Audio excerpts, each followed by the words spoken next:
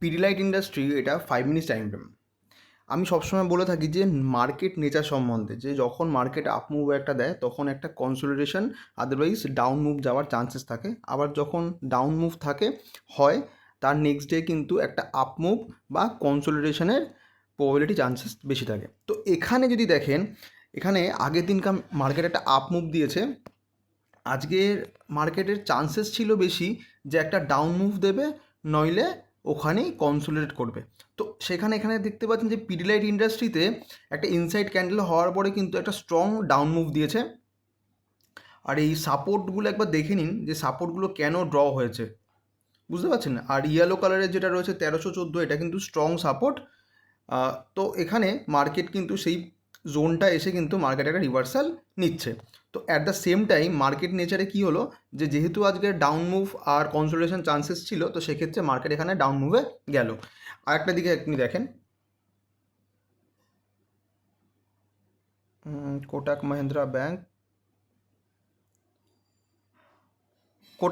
Bank, তো আগের দিন একটা আপ মুভ দেওয়ার পরে মার্কেট কী হলো, যে যে চার্ট নেচারে যে আপ মুভ গেলে ফার্দার আপ মুভ যাওয়ার চান্সেস অনেকটা কম থাকে। আর এখানে দেখতে পাচ্ছেন যে মার্কেট কিন্তু একটা আপ মুভের সেট আপ বানিয়েছে, এখানেও কিন্তু ইনসাইড ক্যান্ডেল সেট আপ বানিয়েছে, তার সাথে সাথে কিন্তু আপ মুভ দিয়েছে, বাট ফার্স্ট রেজিস্ট্যান্স পর্যন্ত 386.30। এটা কেন রেজিস্ট্যান্স, এটা ভাবতে পারেন যেটা সেট আপ হয়ে যাওয়ার পরে রেজিস্ট্যান্স আমি বানিয়েছি, তা নয়। আমি ভালো করে দেখিয়ে দিই একবার আপনাকে, এই কনফিউশনগুলো দূর হয়ে যাবে।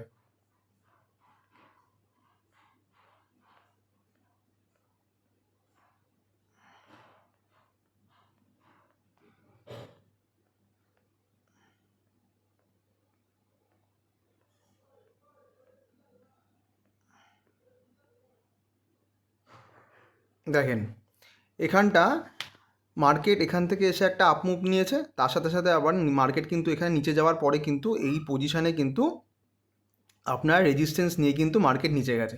তো এখানে কি ক্রিয়েট করেছে, রেজিস্ট্যান্স ক্রিয়েট করেছে। এখান থেকে যদি মার্কেট উপর দিকে মানে নিচ থেকে উপরে আসে তাহলে কিন্তু রেজিস্ট্যান্স নেবে, আর যদি এটা উপর থেকে নিচে যদি মার্কেট আসে তাহলে কিন্তু এখান থেকে আবার সাপোর্ট নেবে। তো এইভাবে ক্রিয়েট হয় একটা সাপোর্ট বা রেজিস্ট্যান্স।